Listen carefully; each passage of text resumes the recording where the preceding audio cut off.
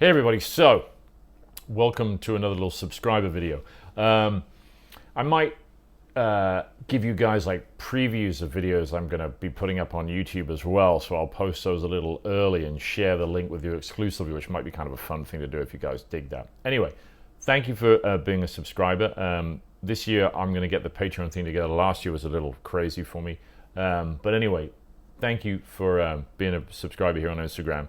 And this is a cool little thing I was working with a lot of students recently, working on turnarounds. The turnaround, typical turnaround in a jazz tune, is where the root movement goes 1, 6, 2, 5. So if we're in the key of B flat major, we go 1, B flat, G, 6, 2, 5, right?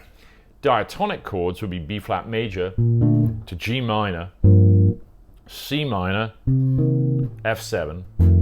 The problem with that is the G minor chord sounds a bit weak, so we often turn that into a dominant too, so it pulls you more into the C minor 2 chord. That's what we call a secondary dominant, all right? So we get this sound better, like that. And then the next variation is to change the 1 chord into a 3 chord.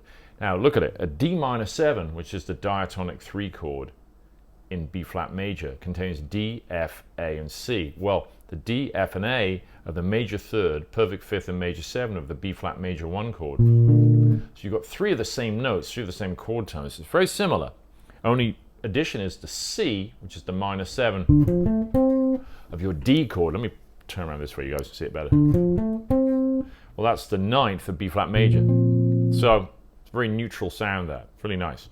So we get D minor, G7, C minor. Like that. It's a typical turnaround, 3, 6, 2, 5 in the key of B flat. If we're walking through, which is what I was doing at the beginning. All right, that's going 3, 6 into 2 into 5, right?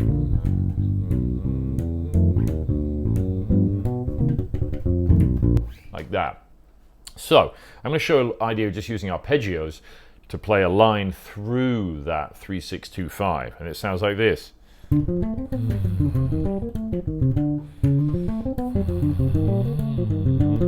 Right, now what I did here was I went up a D minor 7, root, minor third, perfect fifth, and the flat or minor 7.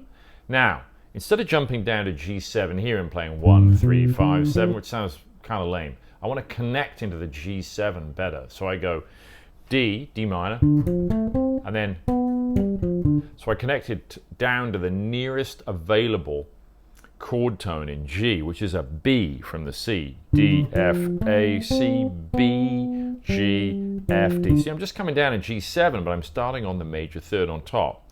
B is the major third of G7, root is the tonic, F is the minor or flat 7, D is the perfect fifth, right? So it still outlines the G7, but it connects much better. Then I move that whole shape down a whole step to C minor, and then down through the F7 going major third, right? Root, flat 7 or minor 7, and then perfect fifth, and then I resolved up to the third of B flat major, right? Just as less predictable. Sorry if the video's a bit jerky. I'm using this this camera partnering thing between my iPhone and my iMac, because the iPhone actually films really well in high def, much better than my iMac, even though it's a 1080. So a little jerky, but I think you can still see pretty clearly what I'm doing. So the whole lick, D minor, connect down to the G7, and take that whole shape down a whole step, C minor 7 to F7, and then I'm resolving to the third of B flat, right? Actually sounds good, and it's just the notes from the arpeggio. Plus, here's the thing, I always get asked about technique questions, and I don't work on technique things in terms of like those digital patterns. I very rarely used to do that even as a kid. But what I like doing is taking lines that work, you know, every finger. So this, look, using 4, 2, 1, 4, 3, 4, 2, 4, like that. You're using every finger in the fretting hand, plus this hand is getting the work out. I changed it slightly there, I can go. Little variation. Check this one out. I'm going up D minor, down that G7, Now I'll go down C minor instead of going up. Now you could swap position like that, or play the C minor.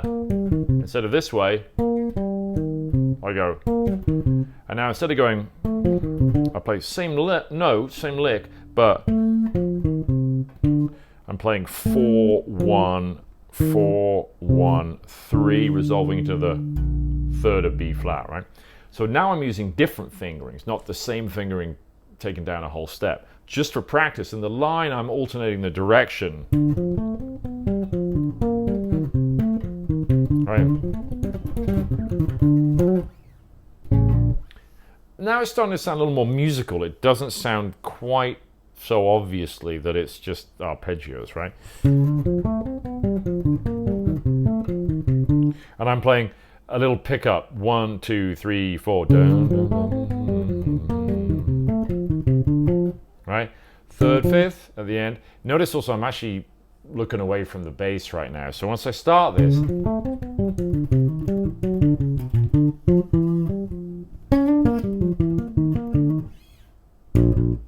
I'm doing that all without looking at the neck, right? I'm looking away, you know. So that's another thing you can do to expand on this, is once you've got that first note,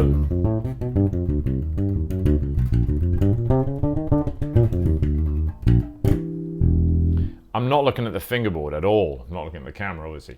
So that way I'm really testing my knowledge of the fingerboard. I play it here, right? Right, same name.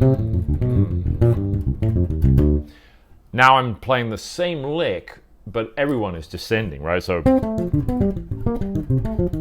I can play it this way and shift, yeah, or then move back up. Let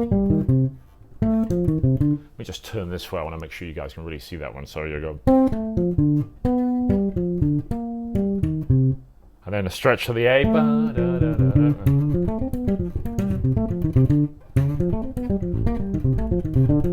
See, it's the same lick, right?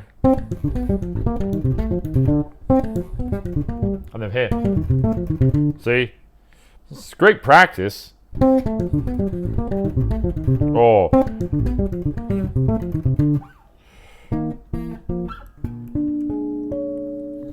Anyway, so hopefully that was a cool little lesson for you guys. I might publish something like that on YouTube, but not for a while because I just put something up, which if you follow me on YouTube, check that one out. It just went up a couple of days ago, and that was using some stuff from Melodic Minor. But hopefully this was cool.